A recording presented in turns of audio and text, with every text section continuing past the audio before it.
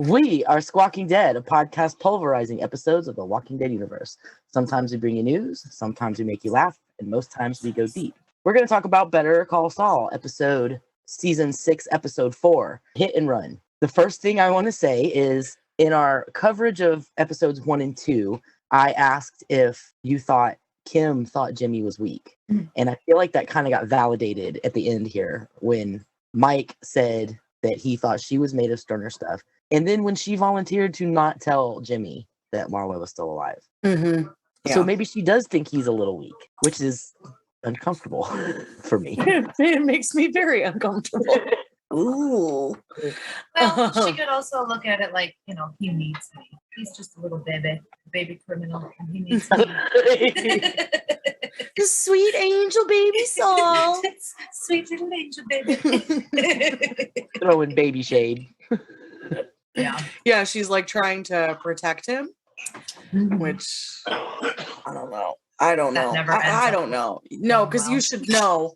You should know if someone who maybe is just gonna pop up and come after you like an insane person is gonna maybe pop up. I feel like you should know that. Even if you have somebody watching out for you, as somebody as good as Mike, but even Mike said they're stretched then. Did Mike also say that Kim would not see those guys again? Because after I heard Lalo was alive, I'd be like, they can go ahead and follow me. That's cool. I'm totally cool with that.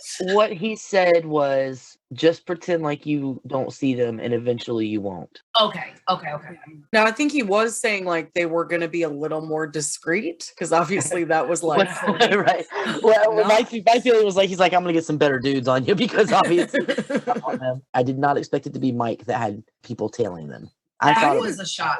I didn't either. Yeah, I was genuinely shocked by that. And also kind of at the very end here, because, I'm like racking my brain thinking like, who is watching Gus? And it just ends up being Gus is watching himself to make sure that he's like safe. But it is kind of giving us a peek into how paranoid he becomes about everything.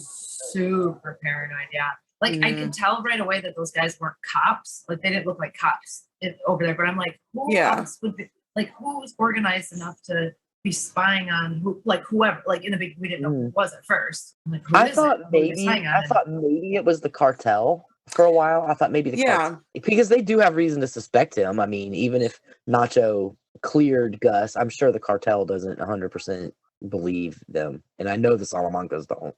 Yeah. And also, clearly Gus loves a secret tunnel / bunker. It's his jam. I mean, who doesn't love a secret tunnel? Well, I mean, Lalo, Gus, just another reason, just another way they're similar, I guess.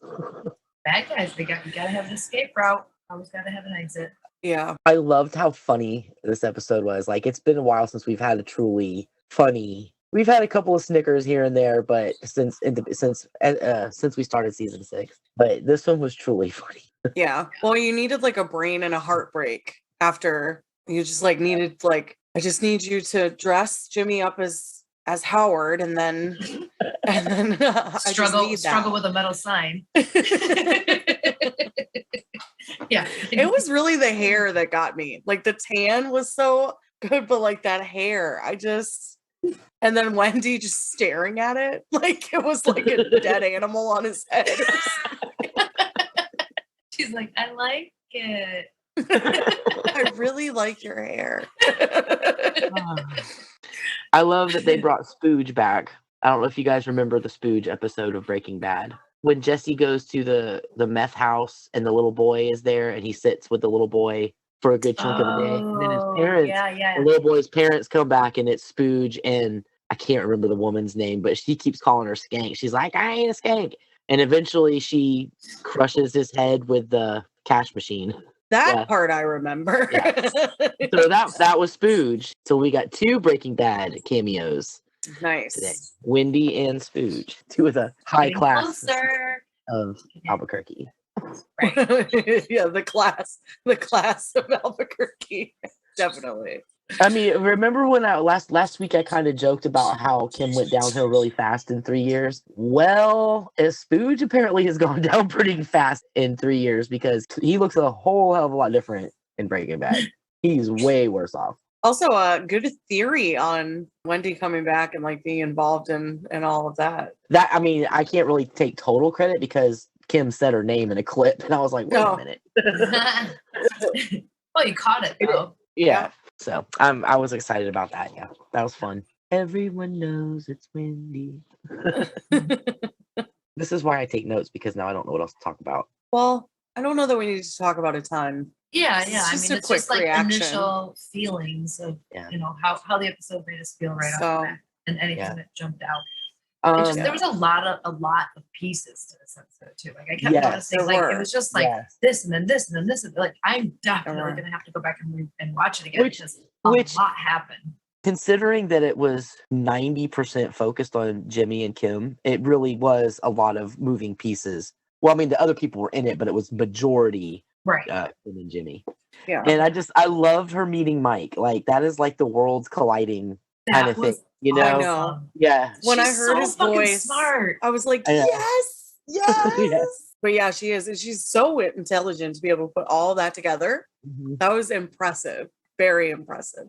And then also to remember that he was someone that really ultimately would have been very ignored. Right. As the parking lot attendant. And kudos to Ray Seahorn. Kudos to Ray Seahorn for directing. Yeah, this was a great episode. This was a great episode. I mean, the writing was phenomenal because the jokes and stuff were just over the top ridiculous. But yeah, it was very well performed. Yeah. So she did a great job. A little callback to season 1, episode 4, as a matter of fact. Dave, slap the episode title across your face during that part. Well, I mean, I'm constantly impressed by your knowledge of the episode titles. So, in the episode 104, Hero is the one where Jimmy dresses up as Howard and makes the billboard with Howard with the J and M. So this is 604. That was 104, and he asked him to do the girls on the top. yeah. The one where the guy fell off the fucking sign. Mm-hmm.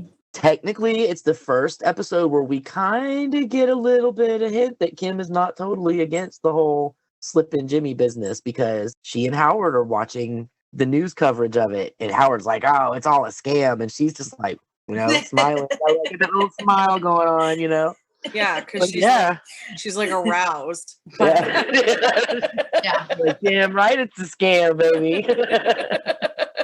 We know what gets her going.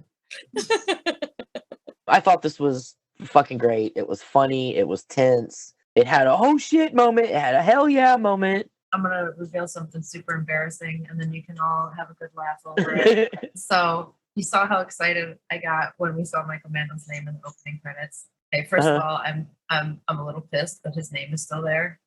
He's not going to be in the episodes. Don't play with my heart like that. Like you can't do that shit to me. But that's not even the worst part. So I almost don't even want to say it. It's so embarrassing. Do you want to stop recording before you keep going? No.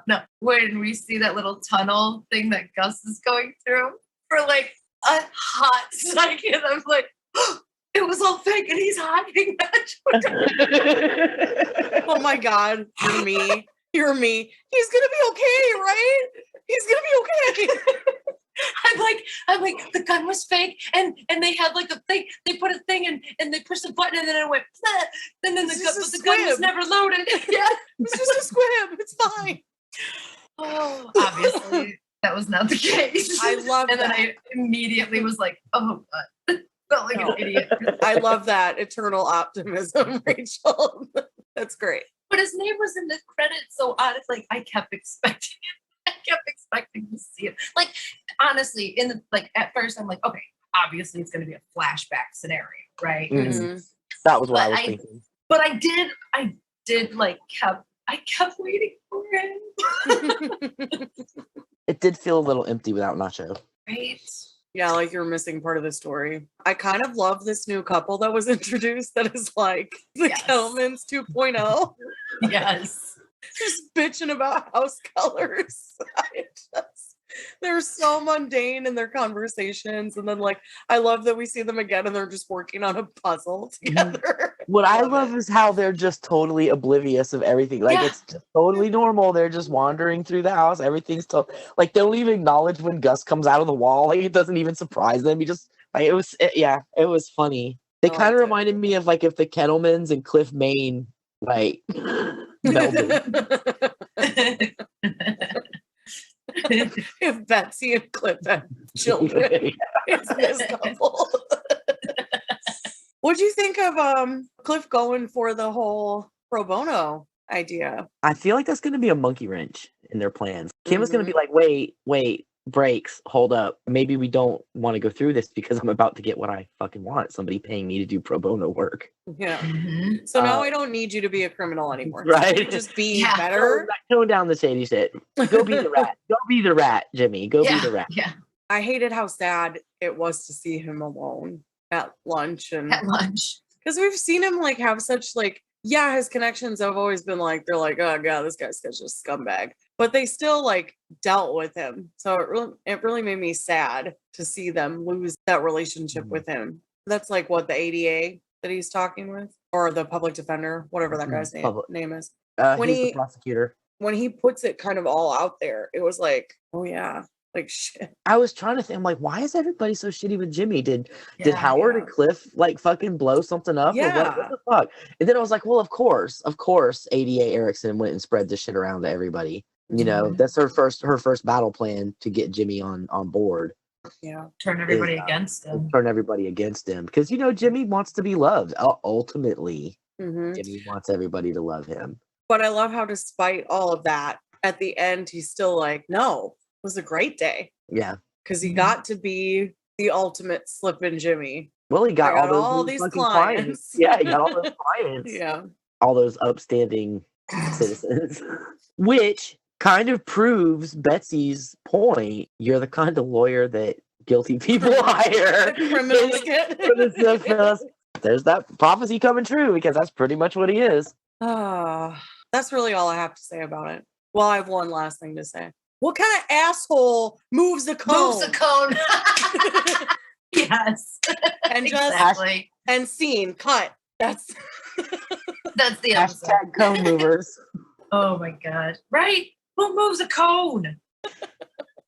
And with that, guys, gonna say goodnight. Thanks for joining us, and join us later in the week for our in-depth version where we really talk about it. That's it. Good night. Bye. Bye. That's it. That's the end. Bye.